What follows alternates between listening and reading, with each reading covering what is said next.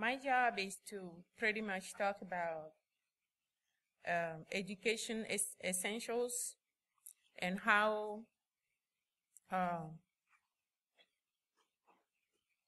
we can how through education we can all become one. First, I have about 4 main points that I'm going to talk about here. The first one is talk about how educating children today can help future generations.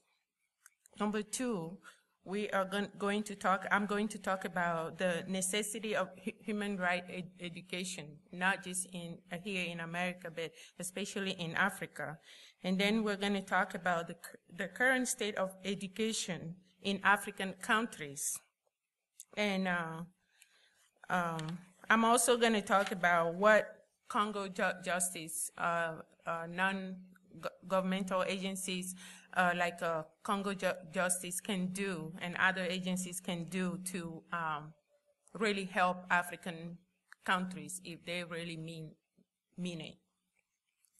Number one, facts actually show that 8 children out of 10 lived in Africa. So 8 out of 10 children live in Africa, are from Africa. And yet, in Africa, we lack children's education a lot.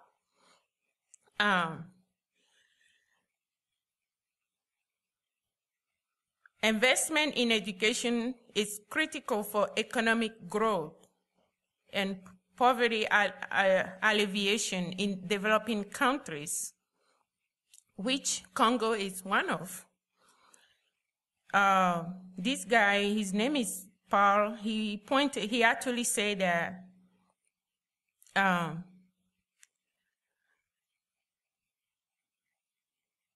educating children in developing countries such as Africa, it's so crucial that if we do not take action and do anything, it's going to affect the whole world. It's not just going to affect Africa, but it's going to affect the whole world. So we need to change. We need to work on policies from here, from the United States, like Todd was saying earlier. If people don't respect the rules, we need to take them out of office and put people that can actually do that in our office. Human rights. It's not that Africa lacks human rights. The problem is that there is nobody to enforce the human rights in Africa. Dr. I just want to make sure I say your name right. Dr. Ikagu, she talked about how Africans have so much to do with what happened to us and what is still going on. The post-colonial era did not, the rules did not change. The rules that slave masters and everybody else was adopting, that rule did not change when some people like Kwame Nkrumah and Julius Nyerere, when they decided they wanted the African country to be free, they did not do much to change the rules that were actually in force before they were there. I was reading something earlier that says that, just want to make sure I have it right. The effective protection of human rights in post-independence Africa necessitated a reorientation of the post-independence African state away from the institutional infrastructure and attitudinal orientation inherited from the colonial period. This process was never undertaken, let alone achieved. So nobody really thought about doing that. I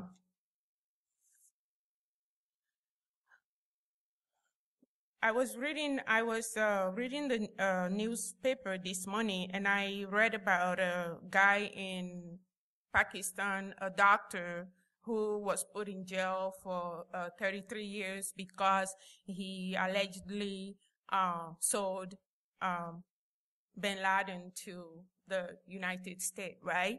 Okay, that's one guy. But do you actually know how many of him are being put in jail in Africa, like by the minute, by the hour, by day? There are so many of that guy that are being put in jail. So what do we need to do in order to stop that?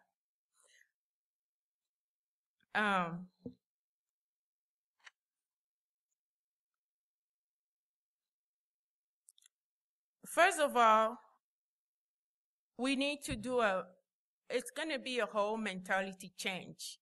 Just how slavery was abolished in America, it did not take 1 day, 1 month, or 1 year. It took so many years. It took a lot of people, a lot of advocacy in order to get there. It's just like having a true human rights in Africa is going to be like how in America we fought, or people before us, and we now are fighting to have a justice for currently what we're fighting for is what? Gay rights, gay and lesbian rights. So it's not something that we can achieve in 1 day. It's something that we have to do every day. And one of the things that we really need to work on is have agencies like Congo Justice help them, promote them, and make sure what their work, what they're doing, it's sent out there. I was going to talk about the current state of education in African countries. There is no accountability. For the past 5 years, I've been going to Africa because I work with students in Africa every year. So I've been going. A lot of the teachers, they have no accountability. They can stay home, they don't have to go, but at the end of the month, some of them will go get paid. So because of the lack of accountability in many developing countries, the educational system is very weak. There's also, the teachers are really not motivated to go. Adult education programs are not that, there aren't that many adult education programs in Africa. So at this point, there's something that we need to work on. If we really want to enforce human rights, we want to first teach people that this is your right. People need to know what is their right and what is their responsibility. Without knowing that in the first place, there's no way. And without formal education, it's very difficult for them to get to that point. Many people, my thing is really, there are so many things that I wanted to talk about that was already said. So I'm trying to just cut through my presentation here. So please bear with me, okay? Because of the war, because of insecurity in Africa, education in general, it's been affected so much. And also there's a lack of motivation for teaching, especially in rural African countries. Because when I go to Africa, for instance, we go to the rural, there are so many kids there that need teachers, but they lack teachers. So we need to think about that, because we want to make sure those kids learn about their basic rights before they get to a certain age. We need to make sure those kids learn about, okay, if my father touched me, or my brother, or somebody, a stranger, touched me in this way, that's wrong. But if the child doesn't know that, the child can be raped and not even know about it. If the child doesn't know what incest is, the child can be raped by her own father or his own father or family member and not know about it. So that's where formal education needs to come, and whatever we have to do to bring that education, we really need to do that. I also put here America and the world's involvement. I recommend that people like, we need more of Dr. Lodati, and we need more of her in Africa. We need more of Todd in Africa. I take people to Africa every single year for the past 5 years with me. So if anybody is willing to go, I make it my job. That's part of my contribution to my continent, to house anybody who would like to visit Africa and see the work that some of us do in Africa every single year. We take you there, we take care of you, we feed you well. We just want you to see what Africans are going through. And when you come back here, you are going to stop taking life, everyday life, for granted. And maybe you're going to start thinking about getting other people involved. So we need to engage our children from the elementary school through the high school, through university. We need to engage them into community, into thinking about not just America, not just Nevada, not just one state where we're in, but thinking globally. We need to explain to them how a crisis in Congo can affect us in America. We need to ask our children at early age to give up something every year out of their belonging to children in Africa. Doing so might incite them to want to know more about Africa. And I'm just saying, this may not be right, but if 40 years ago, 50 years ago, if children then were this involved, like our children are involved today, we should have not been where we are.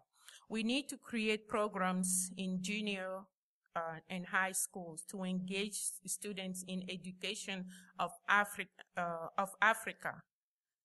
A lot of kids that I go to high schools and middle schools, and I work with kids, and when I speak, when I open my mouth, kids will ask me, "Oh, are you from Africa?"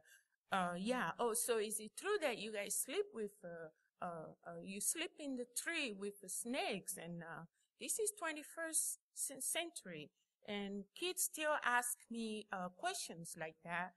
I feel I don't get angry. Instead, I feel bad for them.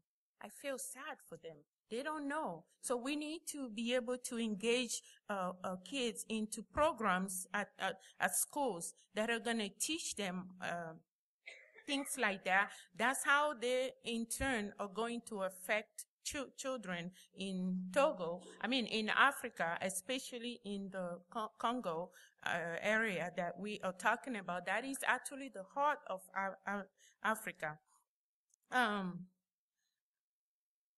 I have a nonprofit organization, and what we do, we try to do research.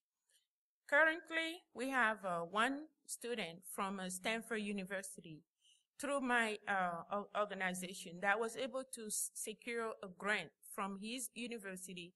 And what he's going to Africa to do is to find out why when kids graduate from high school, they're not able to move on to college. We need more of those programs in order to really teach human rights, not just teach to make sure it's enforced. We need programs like that. We need a program like Doctors Without Borders. We need educators without borders. We need people to commit, to go and really work and teach African people, not just the bottom red that Todd put there earlier that I was looking at. We need to educate our leaders.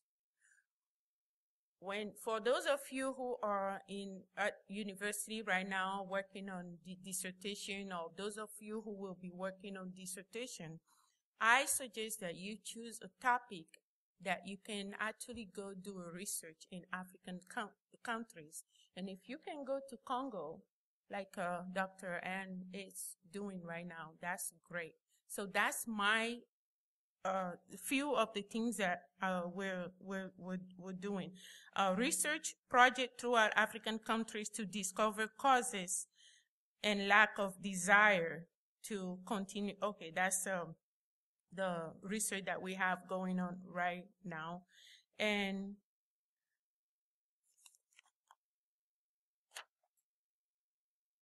I don't know if you know this, but we have over 850 million people in Africa. Over 850 million. That's a fact.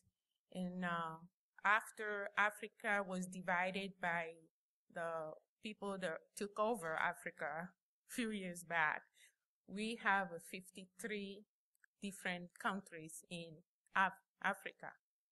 And 53 different countries, meaning we have 53 leaders. And that's what my research shows.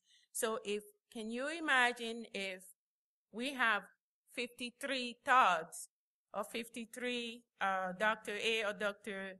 D, two Dr. A's, if we have 53 of them going to leaders, taking leaders up and saying, we need to do this, we need to enforce the rules, we need to do this. Eventually, if we keep doing that every year, every month, writing them letters or something, eventually, I think we can all make a difference. So, Congo justice, my one recommendation is that in order for human rights to be well and alive in African countries, we need to be with you, join you, and change mentalities. We have to change not just African mentalities, we have to change the mentality of everybody in the world. So anything that we can do as Africans, because I am an African, I came here to have it better. If I did not come to America, or if I did not have a chance to leave my village, I was born in a village, a tiny little one, still no running water, no electricity. But I'm not ashamed of where I came from. So if we are able, if I did not come here, I would not know what is my right, what is my responsibility. So we need to engage and do more and enforce the rules. The rules are there. We just need to enforce them. Thank you.